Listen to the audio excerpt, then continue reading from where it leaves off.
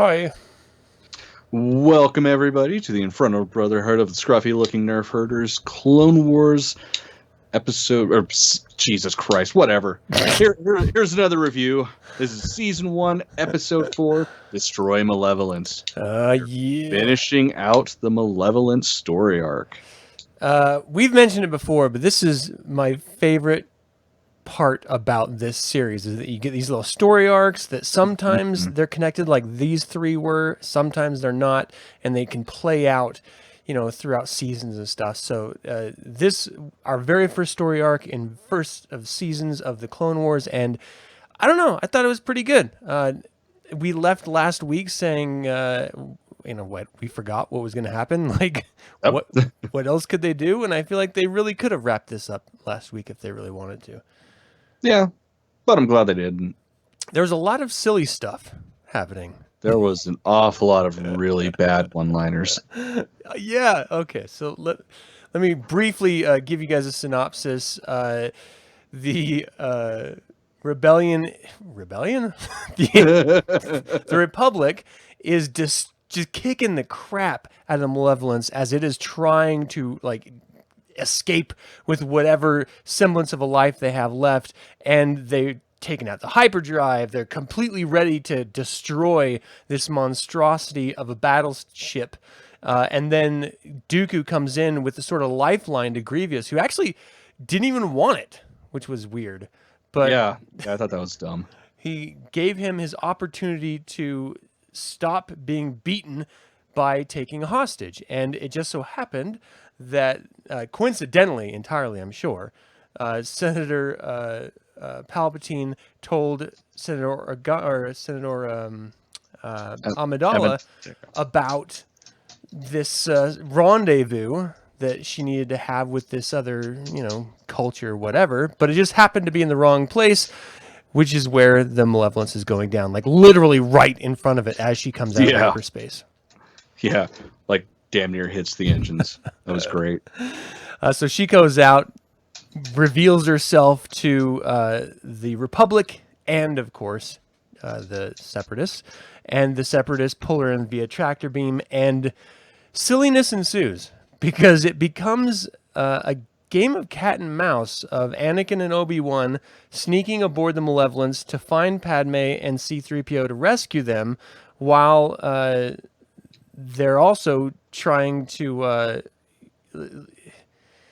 ultimately stop the hyperdrive from being repaired, getting off so that they can then re-destroy the Malevolence. Yeah. It's just a weird setup. I don't know. Yeah, it was a little like, why the fuck don't they just get off and kill it? I feel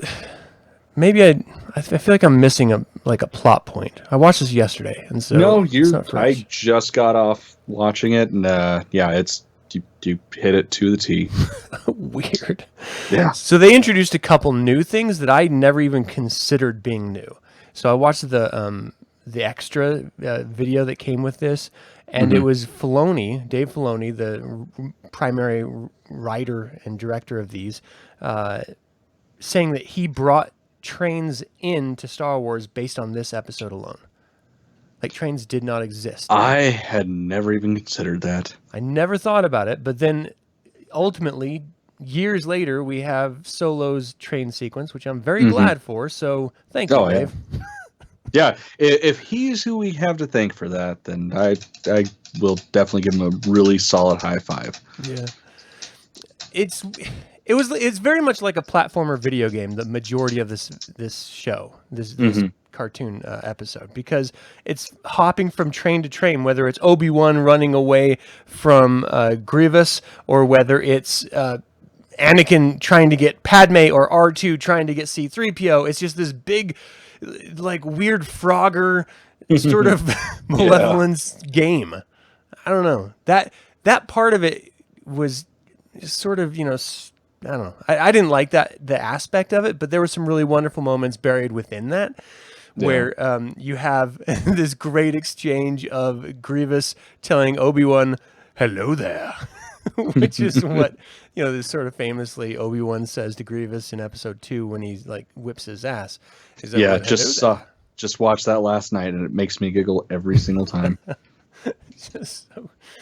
I love it so much. It's nice to see that they built up this relationship between these two characters at least a little bit, so that when you do finally see that final battle in episode 2, there's a little bit more weight behind it. Is that episode 2 or is that episode 3? Yeah, episode 2 is when they're on that. Oh my God, the name just. Yeah, I think you're right. Yeah. The Mune. It's not Mune. Oh, no, it's not the. Anyway. I don't remember where it is. It's the other really tall, bald people planet with the like Hellraiser faces. Yeah, they're pretty cool. And then another really great, just sort of, I don't know, visual sequence was when Obi-Wan jumps down initially onto the train. Then you see Grievous jump down onto the train and you see the droids try to follow him. Oh, that shit. God, that was killer. I completely forgot about that. It's like, you guys are B1s. Don't try. It's so dumb. And then the one doesn't die immediately, gets hit by the train. That was just fucking classic. Train just slams into. And I did really like C-3PO with this stupid hacky, someone get me off of here. And then R2 stops the train like dead stop. And C-3PO just flies into the crate. I suppose I'll ask for that. Stupid droid. Lots of stuff like that. You got a lot of play with the bees. What are those droids called? The B1s? Why am I... So the B1s... The battle droids. What are they called? Just battle Which droids? ones? Just the regular battle droids. Like the Roger guys? Yeah. Yeah, those are the B1s. Okay. I just want to make sure. Yeah. We got a lot of one-liners from them that were just like painful. I know, and I love it so much. I feel like we always do, but like the one that really bugged me was when it was like the fire troop. Oh my God, that was horribly awesome.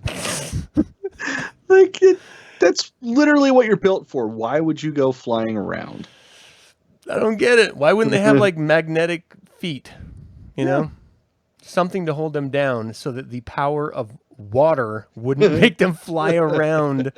Ugh, that was just painful to watch. It was. And then there's like the self-present, the self-evident, or self-aware B1 where he was like, no, don't fire at them. That's why, when they deflected the blaster bolts and killed the two that fired at him. Yeah, that was pretty funny. super dumb stuff.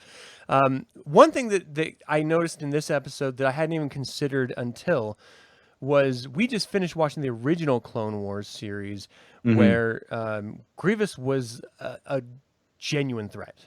Yeah. And in this one, it doesn't treat him that way anymore.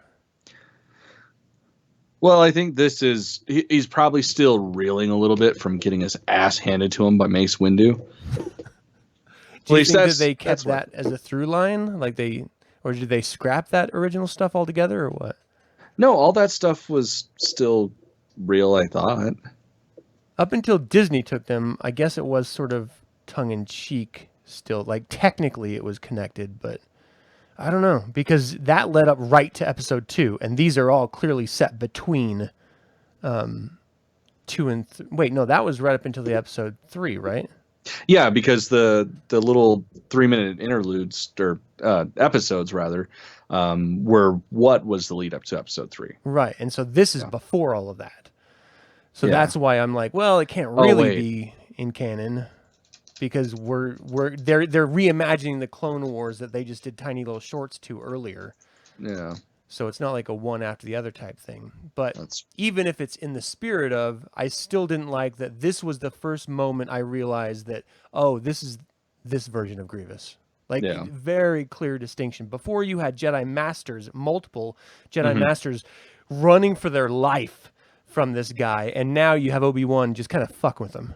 Yeah. Like, that was a clear distinction between, like, power levels. Yeah. Well, I think part of the problem with it is or not part of the problem with it, but part of the reason is the first season is admittedly really child friendly.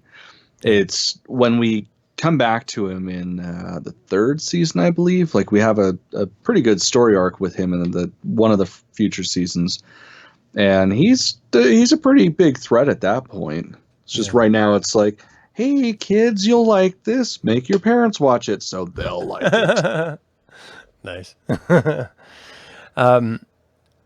Everything else about this was pretty much just par for the course Star Wars. Like, you go into a bad situation to rescue the damsel in distress, and you have to fight your way out, and then you ultimately fight your way out, and then, you sort of win. So it was very cut and paste episode 4 feel. First half of episode 4 feeling to me. I didn't mind it, but it was very much just like, okay, this is Star Wars rehashed. Nothing new. I'm okay with that. I did like the flying straight into the moon ending. That was pretty dope. That was kind of nice.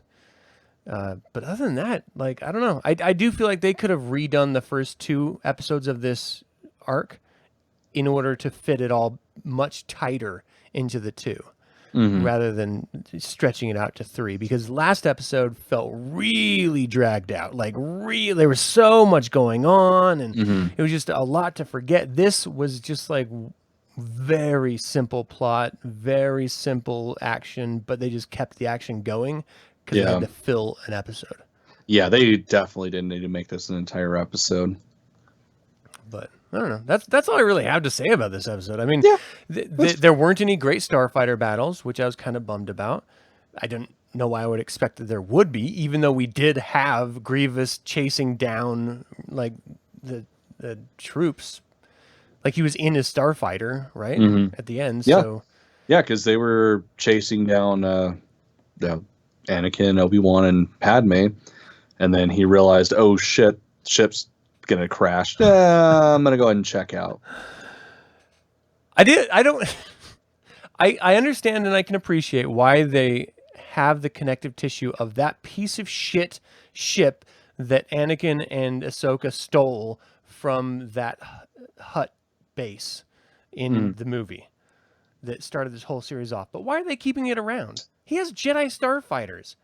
Yeah, I don't get it. They have like clone trooper ships, but they're like flying this crappy hunk of junk around as if it's some like the new Millennium Falcon or something, which doesn't make any sense.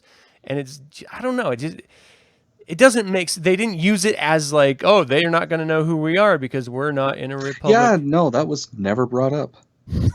It's just, we're going to use this piece of shit to dock with the Malevolence so that we can get aboard. And then the fucking B1s, hey, what was that sound? It sounded exactly like someone docking. And everyone's like, your circuits are loose. Yeah. How could that be? We're just being chased by the entire Republic army and about to be obliterated, but there's no possible way that they're docking with us right now.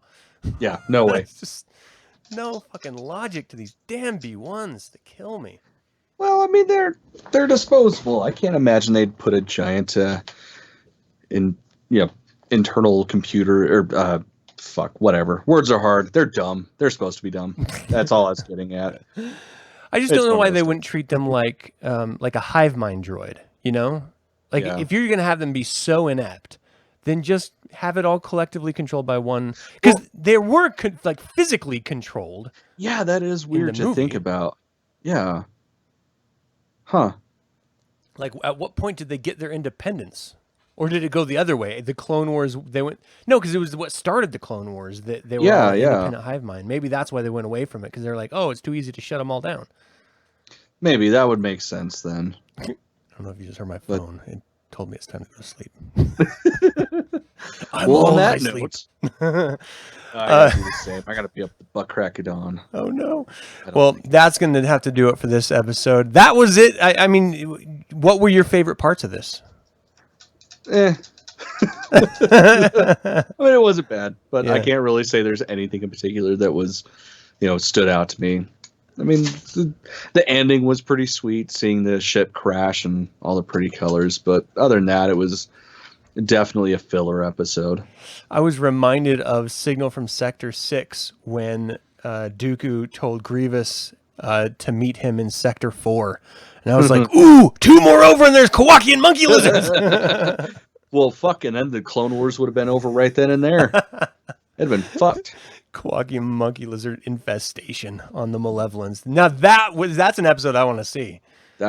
They could turn that into a series and I would eat it all up. Just a survival show about trying to, because they made such a big deal about how big the Malevolence was. It was like a mile wide. It was supposed to be this monstrosity of a battle station, and then we don't really get any real genuine time on it unless we're zipping, across trains. Which I don't know. It looks like a whole city as Padme is coming up right in front of it. And you're just like, whoa, there's so much on that. Like, they can't just be B1s like clanking around being idiots. There's got to be some other stuff happening in there. And there's some B2s. Droidecas, yeah. I did like watching Obi-Wan fucking up those troops, those droid troops. Yeah. Like, they came in from three sides to surround him, and he just took his time throwing droidecas like bowling balls to knock everyone off, and not one of them thought, maybe we should move. Like, yeah, weird. All right. Well, that was my favorite part about this, just the silliness of this episode. Looking forward to the next one because it's like a trooper centric, so that's going to be fun. We get to see a sort of survival episode. Always love that type of stuff. But yeah, that's going to do it for this review. Let us know what you guys thought. Did you even care to watch it? Do you remember anything about it after you had watched it? Let us know. And of course, thank you guys for tuning in. And until next time, may the Force be with you.